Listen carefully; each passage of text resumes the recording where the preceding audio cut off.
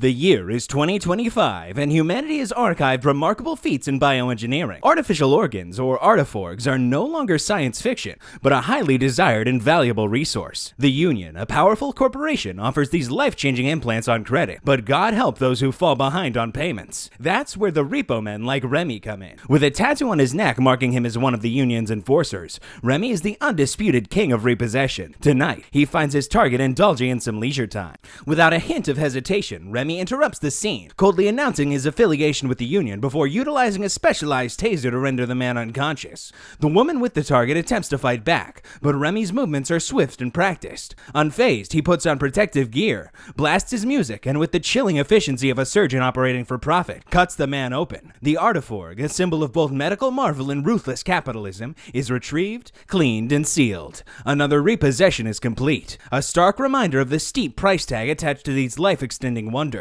A harsh sunrise wakes Remy up, an illusion of normality. Breakfast with his wife Carol, a goodbye kiss to his son Peter on his way to school, provides a brief pause before the harsh reality of the day sets in. Remy, the city's most efficient repo man, dons his white coat and ventures out. Each stop a brutal echo of the same outcome: artiforgs repossessed, lives carelessly snuffed out. The Union headquarters, a monument to corporate greed, pulsates with a twisted form of normality. A costumed employee, a grotesque caricature of the organs Remy rips away, catches his eye. He grabs a coffee, his presence a chilling reminder to the desperate clients seeking salvation. Witnessing a slick salesman, backed with Frank Mercer's manipulative charm, securing another artiforg contract only solidifies the ruthless nature of Remy's work. The repo men's break room offers a tense shelter. Raymond Pearl, angry about his probation following a brutal attack, he subtly insults Remy. Their troubled history is further complicated by Frank's arrival, who ushers Remy away. A secure room becomes their destination, where Remy scans the day's pool of artiforgs. Here, he's joined by Jake Freevold, his best friend forged in the fires of war. Their past marked by Jake's childhood bullying. Now, an uneasy alliance binds them, united against the cold machinery of the Union. The war's end left Remy and Jake with a unique skill set perfectly suited for the brutal efficiency of the Union. A shared laugh erupted as they tased each other,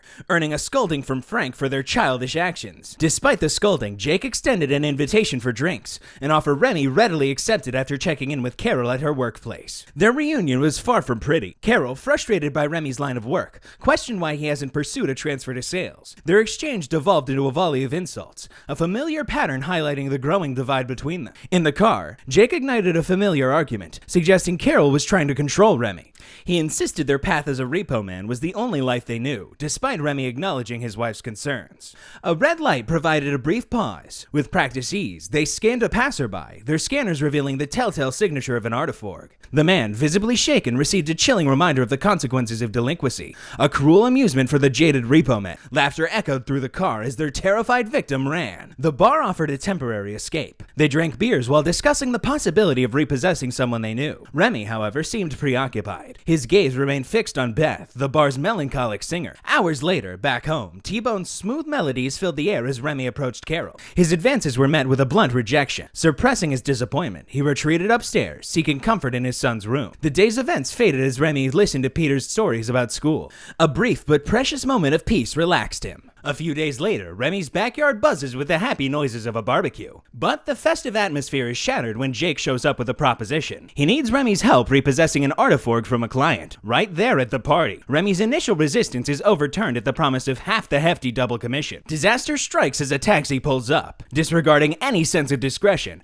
Jake throws the client onto the street and proceeds with the repossession in plain sight. The gruesome scene erupts into Remy's worst nightmare. Carol and Peter witness the entire ordeal upon entering the house. Fury contorts Carol's features. She throws down a stark ultimatum: his job or his family, before storming out with their son. Remy, left staggering, informs Jake he'll have to find another way. As evening settles, they head out on patrol, a tense silence between them. Their attempt to distract themselves with chatter about the new M5 neural net, a technology offering eternal dreams for the brain damaged, proves futile. Their conversation is abruptly cut short. Jake's scanner beeps, revealing a chilling discovery: a nest, a secretive refuge teeming with numerous desperate individuals trying to to leave the country. In a frantic attempt to escape the iron grip of the Union, Remy and Jake retrieve their arsenal from the car trunk. Stepping into the nest, they launch into an attack. Tasers crackle, electricity sending bodies crashing to the floor in a heap. But desperation fuels a fierce resistance. Two particularly defiant men force Jake to resort to fighting using a stun baton. Remy finds himself locked in a visceral hand-to-hand fistfight,